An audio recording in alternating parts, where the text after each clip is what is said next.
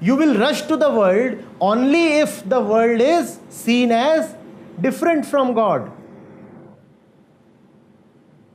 If you can see that the world is actually only an extension of God, then two things will happen. Please pay attention to these two things.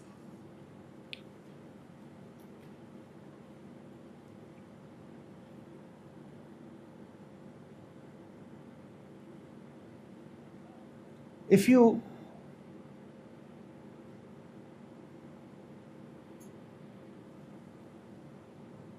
look at someone's hand and find it beautiful, charming, the skin has a certain purity, a certain radiance. Don't you feel like looking at that person's face?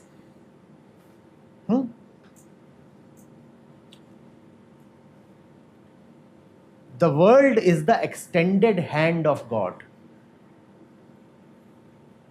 If you are really intelligent, then you will say that if the hand is so beautiful, how beautiful will be the face? Are you getting it? If the hand is so beautiful, if the extension is so beautiful, how beautiful would be the center? How beautiful would be the eyes, the face? That is the approach of the religious man. That is how he relates to the world. The world is the extended hand of God. So will he shun the world? Will he spit at the world? Will he renounce the world? And will he be attached to the world? The hand is so beautiful. Can you renounce it? Come on, please. The hand is so beautiful. Do you renounce beauty? And the hand is so beautiful. Will you get attached to it? Or would you rather move to the face? So the approach of the real man, the wise man towards world is neither of renunciation nor of attachment. The world is beautiful as an extension of God. You say, oh, if the world is so beautiful, how beautiful would be the center of this world, the source of this world?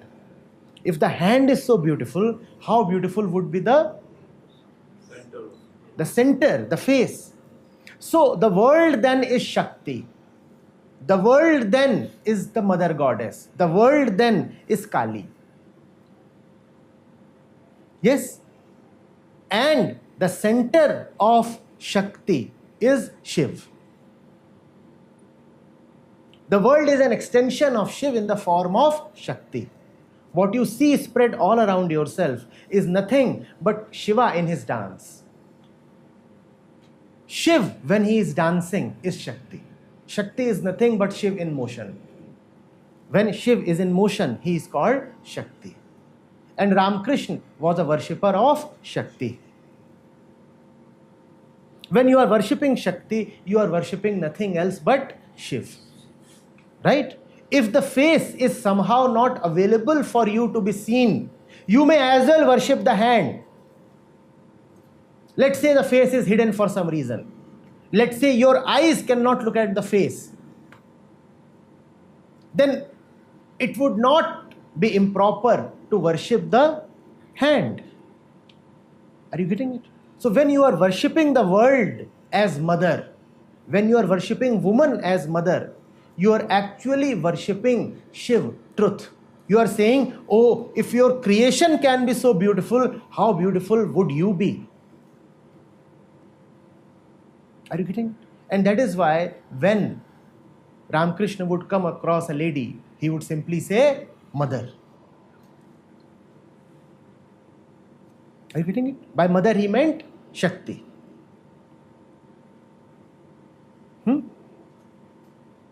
Do you really require to test and touch every grain of sand on the beach? You just pick up whatever can be contained in your palm, and you look at it, and it's golden, it's shining, it's pure, it's fine, right? And you say, wow, what a beach, what lovely sand. Now, have you tested each and every single grain? You haven't, right? So you look at the immensity in one grain. Similarly, when you look at a woman and call her Ma, Shakti, you are looking at the entire expanse of Shakti in one individual, which is all right, which is beautiful. Please understand what Ramakrishna is doing when he is prostrating to a woman. Even when he would come across a young girl, he would call her Ma and bow to her. What is he doing? He is prostrating to one grain of sand as a representative of the entire vast expanse of the beach, which is great, which is just right. Are you getting it? He is seeing in her the entire creation, just as you can see in one grain of sand the entire sands of the world. You getting it? And when you are worshipping the sands, you are worshipping the source from where the sands come. Do you see how it is two-layered? When you bow to one individual lady, a woman, you are bowing to all that which has been created, all that which exists as manifested. The woman is not one woman, but all women. The woman is not only all women, but also all men. The woman is not only all human beings, but also all animals and vegetation. The woman is not only all sentient beings, but also the rivers, the mountains. The woman is not only all things upon this planet, but actually the entire universe. Do you see how it is circle after circle, concentric? So by bowing to one woman, Ramakrishna is actually saluting the entire universe. And when he is saluting the universe, he is saluting the hand of God. Without getting attached, sir? Without getting attached. You can get attached only if you think that the world shop offers you what the God shop does not offer. One is not a fool to be attached. One gets attached only in anticipation, only when you have hopes. Remember that you never go to a woman, you go to your hope. Once you realize that your hope is false, then would you still continue going to that woman? You are going to the wrong shop. You have a particular desire, you want to be fulfilled, but you are going to the wrong shop. And that is why you are being cheated again and again. But one requires to be blessed to gain wisdom even after being repeatedly cheated.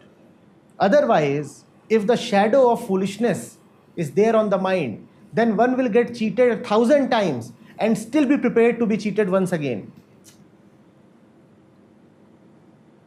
Strange are these ways. You will say, if one has been cheated 1,000 times, why would he want to be cheated once more? But such is the story of humanity all around us. We fall in the same snare 1,000 times. We fall to the same tendencies 1,000 times. Don't we? You will say, no. We are intelligent people, you see. Yes, we do get trapped, but it's a fresh trap every time. No, it's not a fresh trap.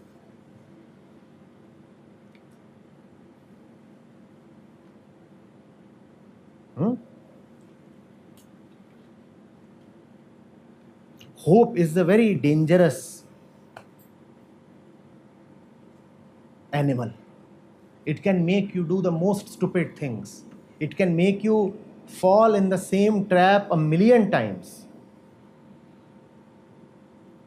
It can make you do the most foolish of things, hope.